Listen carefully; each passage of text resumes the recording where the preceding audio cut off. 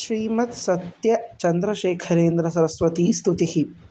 सत्यचन्द्रशेखरेन्द्रमानतोऽस्मि सन्ततं प्रत्नकामकोटिपीठनूत्ननायकं शुभं चन्द्रशेखरेन्द्रशिष्यपावितं परं सर्वलोकपालनाय पीठसंस्थितं यतिं द्राविडेषु वेदधर्मसन्ततौ धृतौ रतं सर्ववेदधारणेन गीयमानवैभवम् द्राविडाख्यपूर्वकालनिर्मलाभिधानकं कालकालचन्द्रमौळिपूजने समाहितम् सत्यचेतनस्य चित्तमन्दिरे निरन्तरम् एकतानवृत्तिवारिधारयाभिषेचकम् तुच्छलोकभोगमत्यजद्य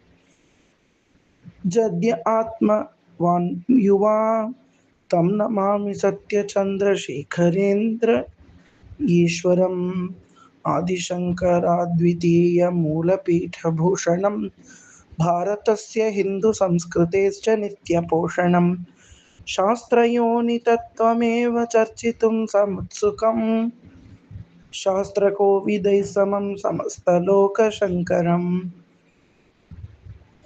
भक्तिभावनाभरावयं नमामदेशिकं श्रद्धया दिवानिशं दिवाकरायुता भभोः सत्यचन्द्रशेखरेन्द्र पाहि पामरान् हीनः त्वत्पदाब्जमाश्रितान् कृपाकटाक्षवीक्षणैः जय रामकृतं स्तोत्रं मनःशुद्धिप्रदायकं विश्वावसुशुभे वर्षे पीठारोहमहोत्सवे। हर हर शंकर जय जय